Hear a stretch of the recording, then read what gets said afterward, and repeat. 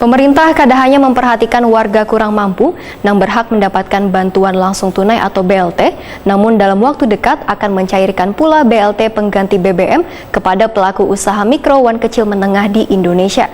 Dinasnya akan melakukan pendataan terlebih dahulu pada pelaku usaha yang sudah terdaftar secara resmi. Tujuannya supaya penerima BLT ini tepat sasaran.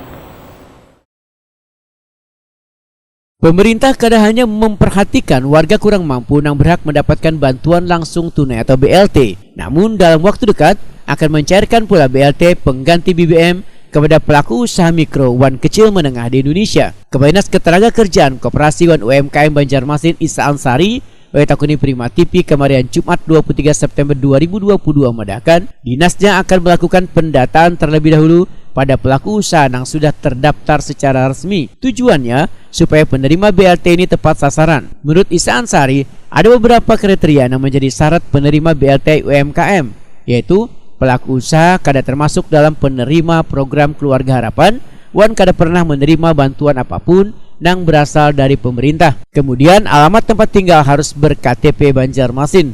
Isa Ansari menyatakan jumlah pelaku UMKM yang sudah terdata ada sebanyak 21.000, namun kada seberatan yang akan menerima BLT dikarenakan terbentuk syarat yang telah ditentukan pemerintah. Jadi ini belum bisa kami sampaikan karena ada keterkaitan dengan data-data yang dihimpun dari lain. Jadi supaya tidak ada data yang ganda, karena ini akan menjadi data yang bisa dipercaya bagi penerima BLT UMKM. Kriterianya sendiri itu? Kriterianya setidaknya belum pernah menerima. Kemudian alamat juga harus Banjarmasin. Kemudian terkaitan dengan tidak pernah menerima PKH dan bantuan lain.